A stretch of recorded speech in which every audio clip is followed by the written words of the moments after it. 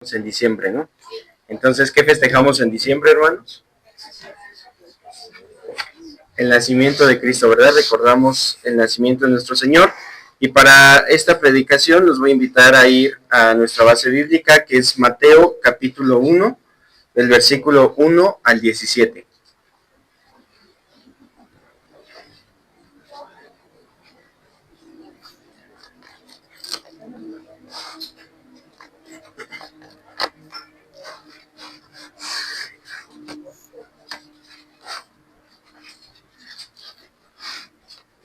Bueno, esperamos a que todos lo encuentren.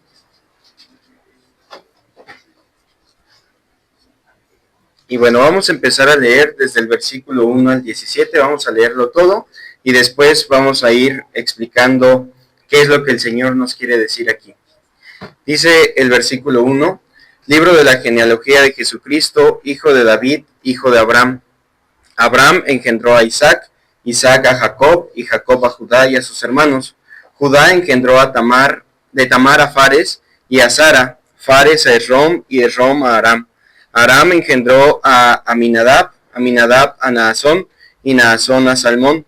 Salmón engendró a Rahab, de Rahab a Boz, Boz engendró de Ruth a Obed, y Obed a Isaí. Isaí engendró al rey David, y el rey David engendró a Salomón, de la que fue mujer de Urías. Salomón engendró a Roboam, Roboam a Abías, y Abías a Asa.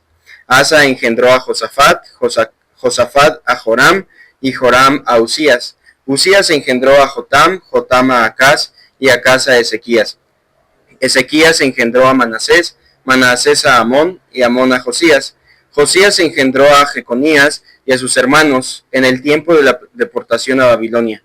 Después de la deportación a Babilonia, Jeconías engendró a Salatiel, y Salatiel a Zorobabel. Zorobabel engendró a Abiud, Abiud a Eliakim, y Eliakim a Azor. Azor engendró a Sadoc, Sadoc a Akim, y Akim a Eliud. Eliud engendró a Eleazar, Eleazar a Matán, Matán a Jacob, y Jacob engendró a José, marido de María, de la cual nació Jesús, llamado el Cristo. De manera que todas las generaciones desde Abraham hasta David son 14, desde David hasta la deportación a Babilonia 14, y desde la deportación a Babilonia hasta Cristo 14. Y bueno, una vez que ya leímos todos estos nombres, podemos decir, bueno, pues son puros nombres, ¿no? Pero le voy a dar un premio a que me diga cuántos nombres hay aquí.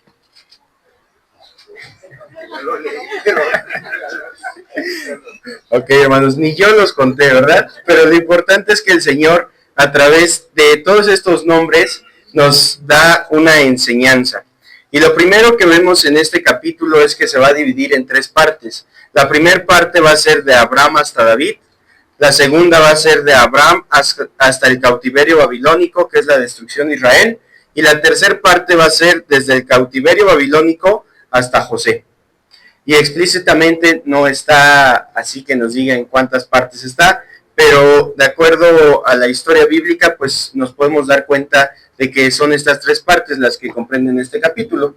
Y la primera, que es de Abraham a David. ¿Por qué decimos de Abraham? Pues porque, bueno, sabemos que de Abraham salió Jacob, que después fue Israel, ¿no? Jacob era el nieto de Abraham.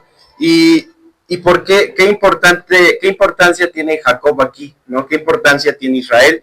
Pues bueno, el Señor nos dice que de Israel es de donde viene la salvación, ¿no? Dice ahí en Juan 4:22 que la salvación viene de los judíos, o sea, viene de Israel. Entonces, ese es el punto número 1 que el Señor nos muestra en este versículo. La salvación viene de Israel. Y esa salvación, pues, es Cristo, ¿no? Más adelante lo vamos a ver. Y después nos habla del cautiverio babilónico. Es decir, ¿alguien sabe qué es el cautiverio babilónico?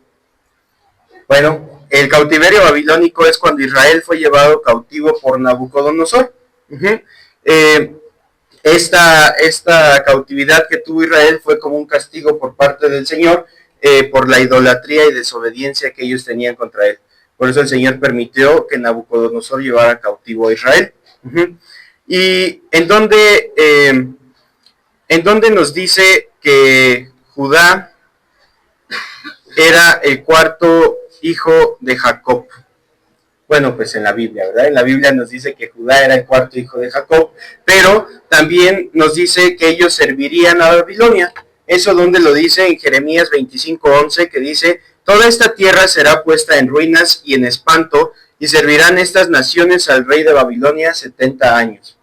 O sea, el Señor ya había dicho que Judá iba a estar al servicio de Babilonia, ¿no? Ya lo había dicho el Señor que iban a ser llevados cautivos.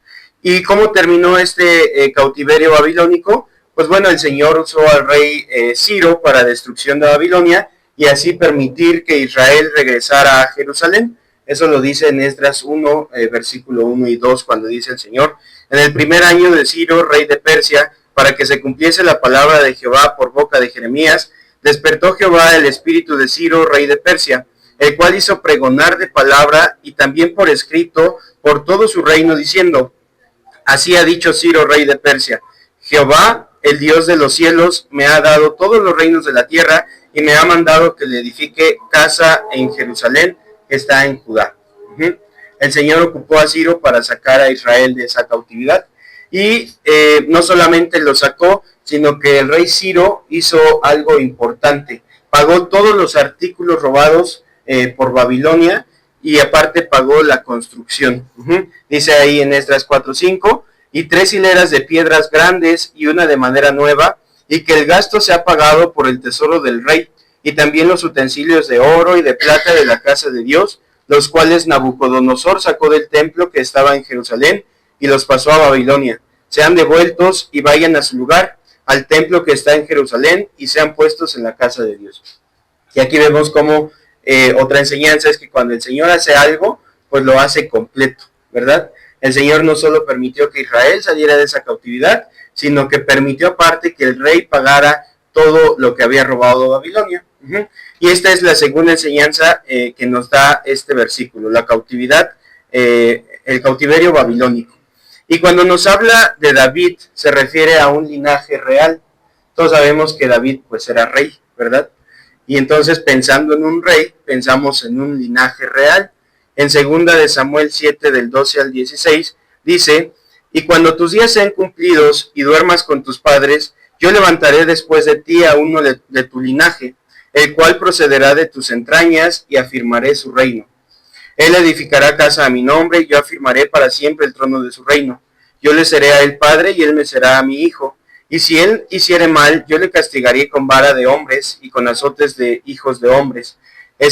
Pero mi misericordia no se apartará de él como la aparté de Saúl, al cual quité de delante de ti.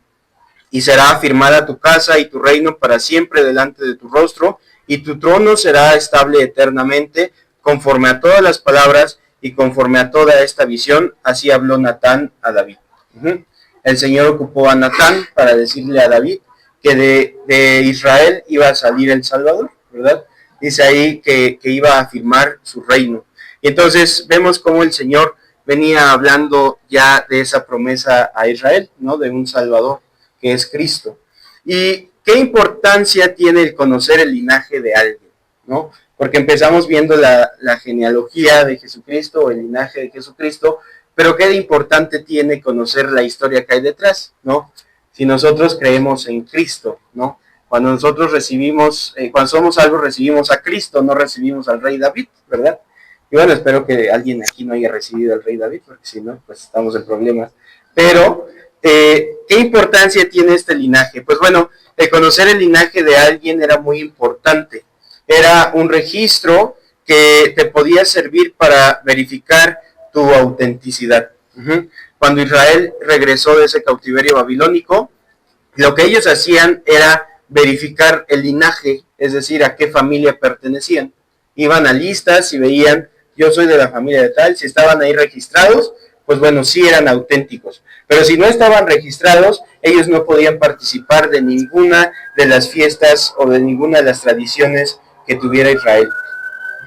Por eso es importante conocer el linaje. Y aquí el Señor nos explica el linaje de Jesucristo. Nos dice: detrás de Cristo hay algo, ¿no? Primero yo empecé a prometerlo. Te explico de dónde viene y por qué.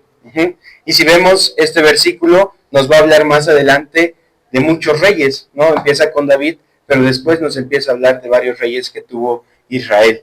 Y bueno, el tener un linaje te convierte en alguien noble. Uh-huh. Alguien que es noble, pues es de una posición privilegiada, pero si nosotros vemos el nacimiento de Cristo, pues no nació en un reino, ¿verdad? En un reino donde había guardaespaldas y choferes, no, nació en un pesebre, pero el Señor nos habla del linaje, porque Cristo es el rey. Uh-huh. Y alguien que es noble es porque ya recibió un título por parte del rey. Uh-huh. Es decir, alguien no puede ser noble si el rey no le confiere ser alguien noble. Uh-huh. Y así es el caso de Cristo. Y ahora sí vamos a empezar con el primer versículo ahí en Mateo 1, que dice, libro de la genealogía de Jesucristo, hijo de David, hijo de Abraham. Y primero nos declara, hay una historia detrás, ¿no? Cristo tiene generaciones detrás. Y Jesús también es llamado el Mesías, ¿verdad? Es decir, Cristo. Cristo, en griego Mesías es Christos, de donde viene Cristo, ¿no? Entonces, si decimos Cristo, estamos refiriéndonos a que es el Mesías. Uh-huh. Es el ungido de Dios, lo cual nos declara que se está refiriendo al ungido de Dios, es decir, al Mesías esperado. Uh-huh. Un rey tenía que ser, un rey sucesor, tenía que ser ungido por el rey que iba a salir. Y así estamos viendo con Cristo. Cristo es el ungido de Dios. Uh-huh. Y primero nos dice este versículo, libro de la genealogía de Jesucristo, hijo de David. Uh-huh. Es decir, venía de un linaje real. Y después nos dice, hijo de Abraham, como ya habíamos comentado, se refiere a Israel, ¿no? Jacob, que era Israel, y de donde viene la salvación. Uh-huh. Por eso nos dice hijo de David, refiriéndose a ese linaje real, y después hijo de Abraham, refiriéndose a Israel. Y nosotros vemos que esta fue una promesa de Dios a David, ¿no? Ahí en Génesis 12, del 1 al 3, es cuando el Señor promete a David que va a venir el Salvador de Israel. Y después en Génesis 17 dice, nos habla del pacto de Abraham y Dios. Uh-huh. Primero nos habla de que le va a dar una tierra, que de él van a salir reyes, que va a multiplicar su descendencia y que todos serán circuncidados. Uh-huh. Esa es la promesa, el pacto entre Abraham y Dios. Y después en el versículo 2 nos dice, Abraham engendró a Isaac. Y aquí engendrar es o significa el que embarazó a tal persona, ¿no? Como hubo un embarazo, pues van a ser un bebé y de ahí pues va a ser su hijo y así, ¿no? Eso se refiere a engendrar. O sea, nos habla de una reproducción, ¿no? De que alguien es el padre de otra persona. A eso se refiere engendrar. Y primero nos dice engendró a Isaac, Isaac a Jacob y Jacob a Judá y a sus hermanos. Y si vemos, Rubén fue el primogénito de Jacob, mas no Judá. Y aquí nos dice, Abraham engendró a Isaac, y Isaac a Jacob y Jacob a Judá. ¿Por qué no dijo Jacob a Rubén? Si Judá no era el primogénito, ¿no? ¿Por qué? Pues porque de la tribu de Judá iba a venir el Salvador. Uh-huh. Y dice en Génesis 49:10, no será quitado el cetro de Judá, ni el legislador de entre sus pies, hasta que venga Silo, y a él se congregarán los pueblos, atando a la vid su pollino, y a la cepa el hijo de su asna. Lavó en el vino su vestido, y en la sangre de uvas su manto. Aquí es donde el Señor dice que Jesucristo va a venir de la tribu de Judá. Por eso aquí no nos habla de Rubén, sino nos habla de Judá. Dice, Jacob engendró a Judá y a sus hermanos, ¿no? Ahí podemos incluir a Rubén. Pero primero está Judá. Y aquí, pues, Judá significa alabanza. Y cuando vemos que aquí en Génesis 49:10 dice Silo, porque dice, no será quitado el cetro de Judá ni el legislador de entre tus pies hasta que venga Silo. Silo se refiere a el enviado, es decir, a Cristo. Cristo es el enviado, ¿no? De parte del Señor. Por eso ahí vemos que el Señor Jesucristo va a venir de Judá. Y después en el versículo 3 dice, Judá engendró de Tamar a Fares y a Zara, Fares a Esrom y Esrom a Aram. Y Tamar era una mujer muy justa. Incluso Judá le dice que era más justa que él. Eso lo vemos en Génesis 38:26, cuando dice: entonces Judá los reconoció y dijo: más justa es ella que yo, por cuanto no la he dado a Selá mi hijo, y nunca más la conoció. Y si vemos qué relación había entre Judá y Tamar, Tamar era la nuera de Judá. En Génesis 38:11 nos dice eso. Y ella buscó levantar un heredero para su esposo que ya había fallecido. Por eso tiene un hijo de Judá, ¿no? ¿Y por qué ella buscaba darle un hijo a su esposo que ya había fallecido? Pues bueno, porque ella estaba obedeciendo lo que el Señor ya había dicho al pueblo de Israel. En Deuteronomio 25, 5 y 6 dice: cuando hermanos habitaren juntos y muriere alguno de ellos y no tuviere hijo, la mujer del muerto no se casará fuera con hombre extraño. Su cuñado se llegará a ella y la tomará por su mujer y hará con ella parentesco. Esa es la orden que el Señor le había dado a las mujeres y a los hombres, ¿no? Cuando muera tu marido, tienes que tener descendencia, ¿no? Porque es algo que honraba al hombre que ya había fallecido. Y por eso es el caso de Tamar y Judá. Vemos que Tamar buscaba dar una descendencia para su esposo ya fallecido, y por eso se fue a un pariente cercano, ¿no? Se fue con su suegro. Y eso, aquí vemos cómo Tamar estaba buscando agradar al Señor, estaba buscando obedecer. Por eso Judá le dice: ella aún es más justa que yo. Y si vemos, hemos hablado de mujeres dentro de la genealogía de Jesucristo. Y a lo largo de esta genealogía vemos 4 mujeres. ¿Y por qué hay 4 mujeres? Antes las mujeres no eran tomadas en cuenta en Israel, ¿no? Siempre vemos que se refería a los hombres, ¿no? Los hombres eran tantos hombres, pero no nos hablaba de las mujeres, ¿no? ¿Y por qué vemos a las mujeres en esta genealogía?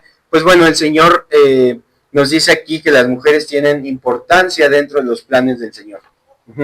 Por eso habla de mujeres aquí. Y en el versículo del 3 al 5 dice, 3 parte B dice: Fares, Esrom y Esrom a Aram. Aram engendró a Aminadab, Aminadab a Nazón y Nazón a Salmón. Salmón engendró de Rahab a Boz, Boz engendró de Ruth a Obed y Obed a Isaí. Y aquí vemos una segunda mujer en esta genealogía, que es, ¿quién es la segunda mujer, hermanos? Ya se durmieron.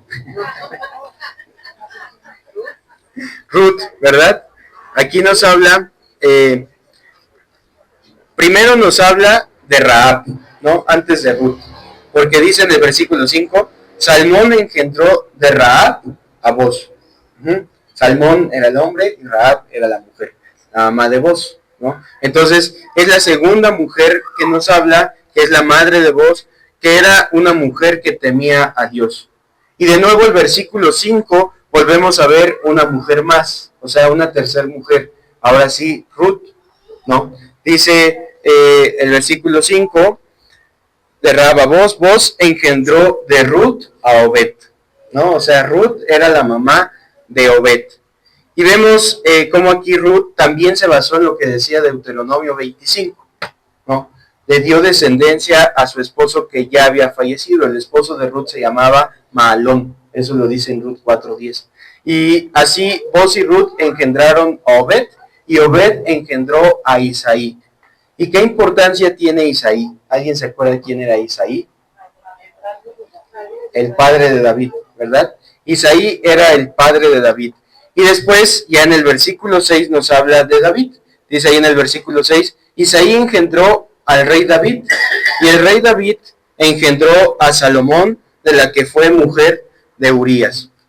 David engendró a Salomón de aquella mujer que era mujer de Urías. ¿Y quién era la mujer de Urías? Betsabé. Nuevamente vemos a otra mujer, la cuarta mujer mencionada en este pasaje. Y en el versículo del 7 al 10 dice: Salomón engendró a Roboam, Roboam a Abías, y Abías a Asa. Asa engendró a Josafat, Josafat a Joram, y Joram a Usías. Usías engendró a Jotam, Jotam a Acaz, y Acaz a Ezequías. Ezequías engendró a Manasés, Manasés a Amón, y Amón a Josías. ¿Y qué de importante tienen estos versículos del 7 al 10? Pues bueno, vemos que aquí en estos versículos todos ellos fueron reyes de Judá. Esa es la importancia de estos versículos. Eran descendientes de David y eran pertenecientes a ese linaje real, ¿no? Por lo tanto, todos ellos fueron reyes de Judá. Y en el 11 dice, Josías engendró a Jeconías y a sus hermanos en el tiempo de la deportación a Babilonia. Y si recordamos quién era Jeconías, Jeconías era un hombre muy perverso, al punto de que en Jeremías 22 dice que no habría ningún descendiente de él. Eso está en Jeremías 22:11 y 22:30. Dice que no va a haber ningún descendiente de él que se vaya a sentar en el trono de David. Y por lo tanto, él fue el último rey de esta línea. Él fue el último rey de la línea de David, porque era un hombre muy perverso. Y después nos dice del versículo 12 al 15, después de la deportación a Babilonia, Jeconías engendró a Salatiel y Salatiel a Zorobabel. Zorobabel engendró a Abiud a Eliakim y Eliakim a Azor. Azor engendró a Sadoc, Sadoc a Akim y Akim a Eliud. Eliud engendró a Eleazar a Matán y Matán a Jacob. Y en el versículo 16 dice, y Jacob engendró a José, marido de María, de la cual nació Jesús, llamado el Cristo. Una vez recorriendo toda esa historia que había detrás, llegamos ahora sí al nacimiento de Cristo, ¿no? Llegamos hasta José y llegamos hasta María. Y vemos que José es el padre de Jesús, pero no es un padre biológico, pero sí es un padre legal. Por lo tanto, podemos decir que es su padre y este Jesús es descendiente de David legalmente, mas no biológicamente. Pero tiene un linaje real. Y dice en este versículo 16, de la cual nació Jesús llamado el Cristo. No nos dice del cual, sino nos dice de la cual, refiriéndose a María, porque fue un nacimiento virginal.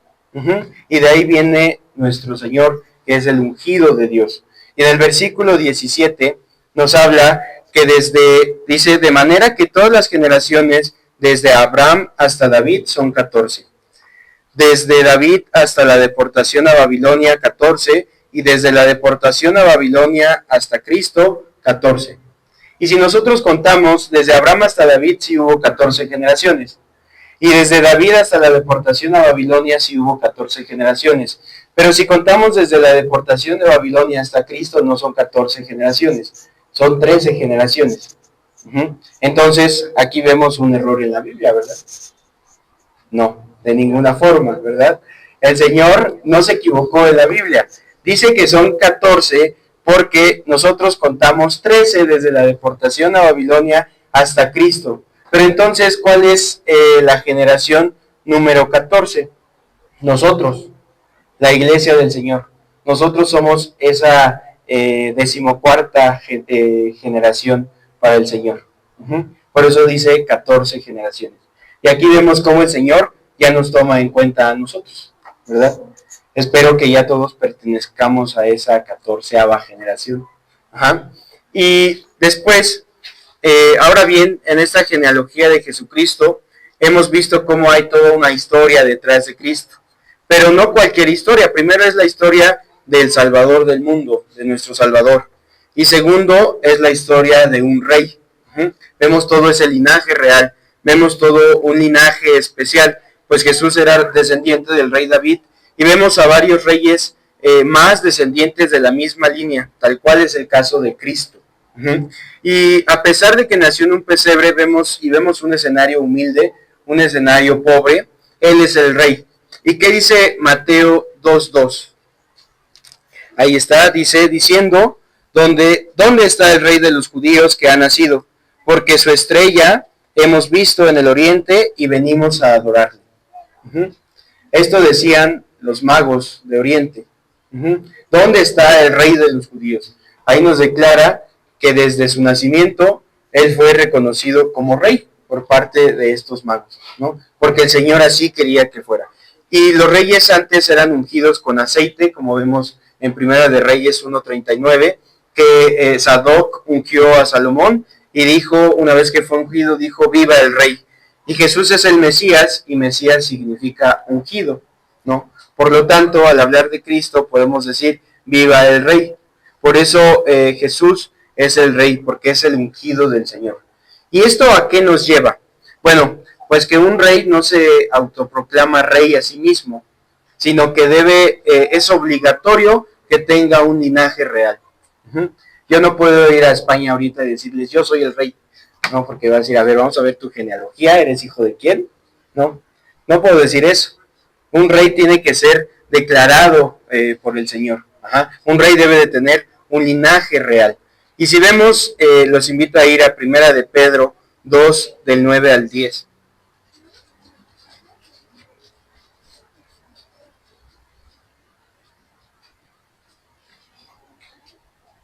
Pedro 2, del 9 al 10.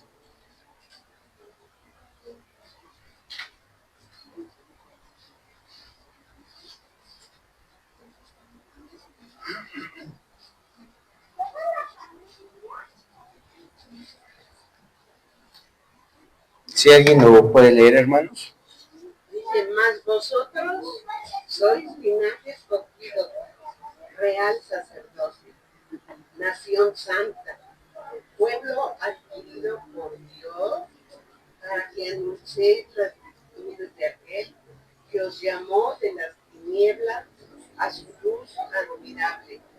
Vosotros que en otro tiempo no erais pueblo, pero ahora sois pueblo de Dios, que en otro tiempo no habíais alcanzado misericordia, pero ahora habéis alcanzado misericordia.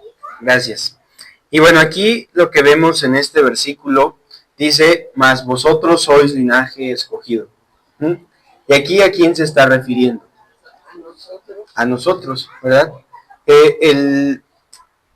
Lo primero que vemos aquí es una identificación por parte del Señor hacia nosotros, ¿no? Nos está diciendo, ustedes son linaje escogido, real sacerdocio, nación santa, pueblo adquirido por Dios. ¿Y cómo nos adquirió el Señor a nosotros? Pues a través de lo que ya vimos de Cristo, ¿no? El Señor tuvo todo un plan desde Abraham, David, hasta el Señor Jesucristo, y a través de Cristo nos adquirió a nosotros. Por eso dice el Señor, ustedes son pueblo adquirido por Dios. Nosotros costamos mucho, costamos la sangre de Cristo. Por eso el Señor dice, ustedes son adquiridos por mí. ¿Y son adquiridos para qué? Dice, para que anunciéis las virtudes de aquel que os llamó de las tinieblas a su luz admirable. O sea, nosotros ya como un linaje escogido debemos de anunciar las virtudes del Señor. ¿Y cuáles son esas virtudes? Pues bueno, que el Señor envió a un Salvador al mundo, ¿no? El Señor tuvo un plan que envió a un Salvador y ahora nosotros debemos de publicar eso. Dice que os llamó de las tinieblas a su luz admirable. Y aquí el Señor nos dice primero, ustedes son un linaje escogido, ¿no? Son de un linaje real, porque son hijos del Rey. Pero dice el Señor que no se les suba tanto, porque ustedes salieron de las tinieblas y fueron traídos a mi luz admirable. Nosotros salimos de esas tinieblas, ¿no? A veces cuando las personas dicen, es que yo soy de cuna cristiana, pues bueno, a lo mejor la cuna sí se va a ir al cielo, pero el bebé no. Entonces, por eso la cuna cristiana no existe, ¿verdad? Nosotros nacimos en tinieblas y en algún momento debemos de ser rescatados por el Señor. Y ese rescate es cuando recibimos a Cristo. Y dice el versículo 10, vosotros que en otro tiempo no erais pueblo. Nosotros podemos decir que todos los que nacen son hijos de Dios, ¿no? Todos los que nacen son hijos de Dios. Pero no es así. El Señor dice que todos son criaturas del Señor, pero no todos son sus hijos. Por eso dice el Señor aquí, vosotros que en otro tiempo no erais pueblo. ¿Y en qué otro tiempo? Pues cuando no habíamos recibido a Cristo. Y dice, pero que ahora sois pueblo de Dios. Bueno, Señor, primero nos dices que no y ahora nos dices que sí. Pues bueno, porque ahí hubo un cambio, ¿no? Cuando recibimos a Cristo como nuestro Señor, ahora pasamos a ser pueblo de Dios. Y después dice que en otro tiempo no habíais alcanzado misericordia, pero ahora habéis alcanzado misericordia.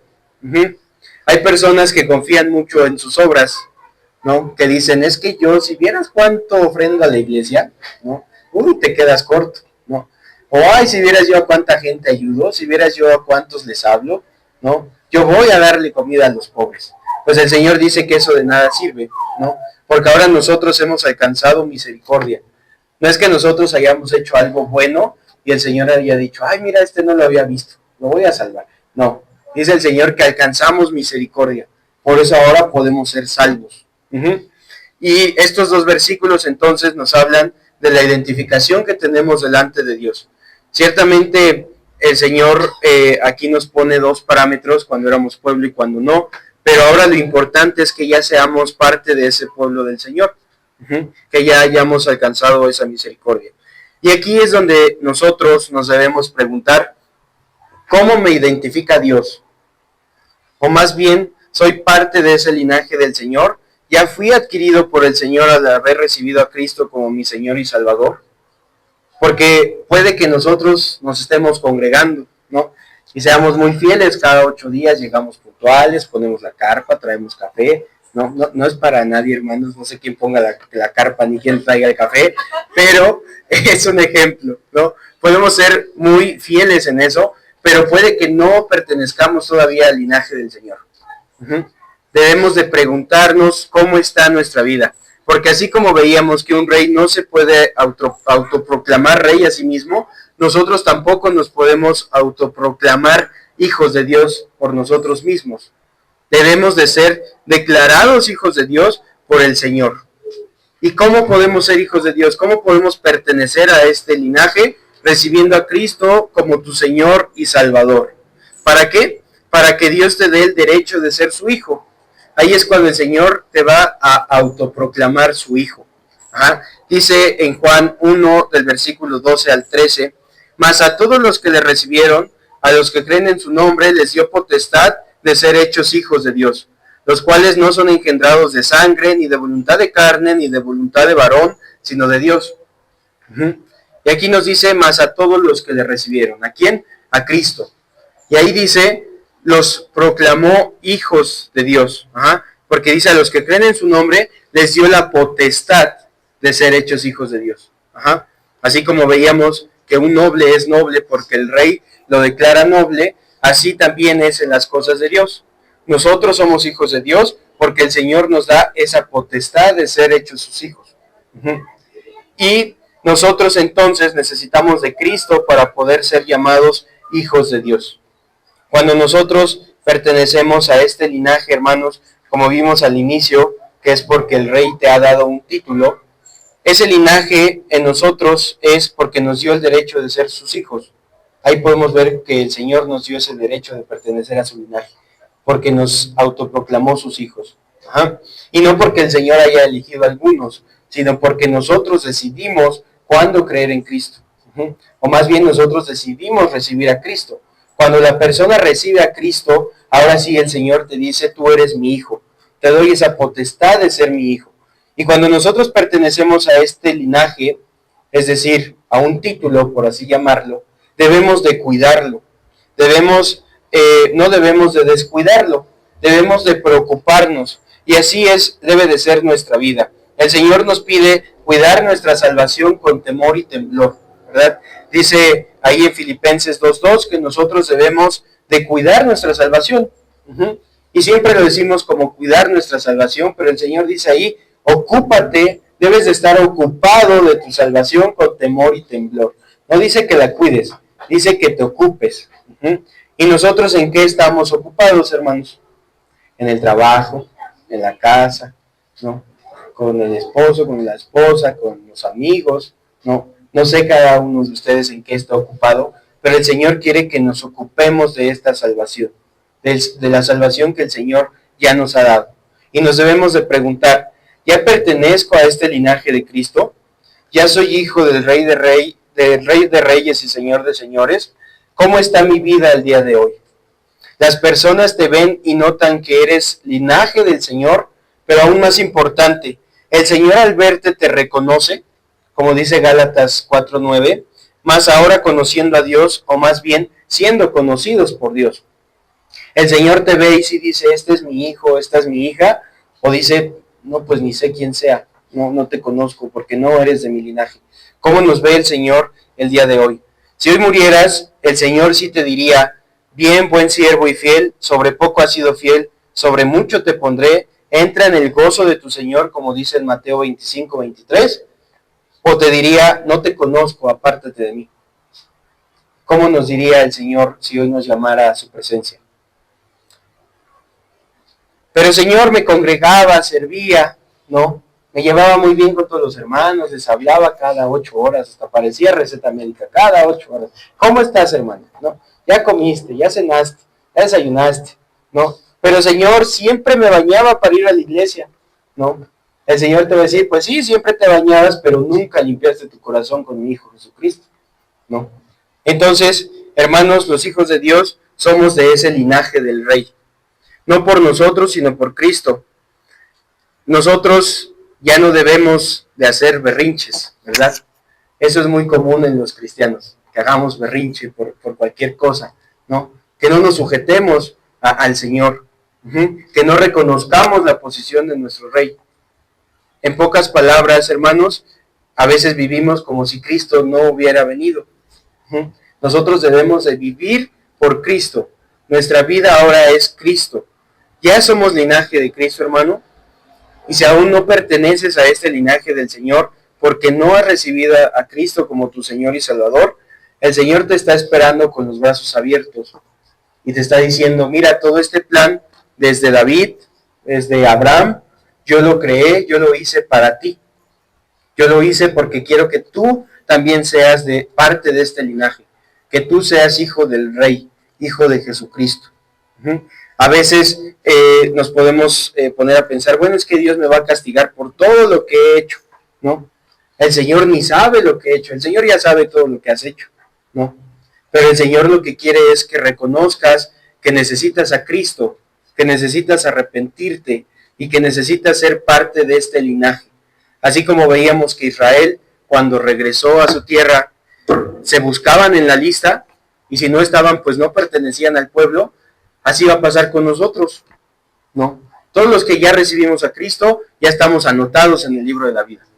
Pero ¿qué va a pasar si el Señor te dice, bueno, ya tu vida me la vas a entregar, pero vas al libro de la vida y no te encuentras inscrito? Pues el Señor va a decir, no te conozco, tú no eres parte de este linaje, ¿no?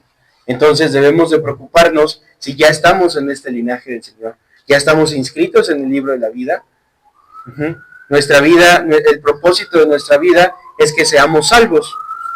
No venimos a este mundo a hacernos ricos, a hacernos famosos y poderosos, sino venimos a recibir a Cristo, porque el Señor quiere que le alabemos, que le glorifiquemos y que podamos decir, yo ya formo parte de este linaje real que es el Señor Jesucristo. Hermanos, los invito a preguntarse cómo está su vida el día de hoy, si ya pertenecemos o aún no. Y si no, hoy es el día para recibir al Señor como nuestro Señor y Salvador. Que Dios les bendiga.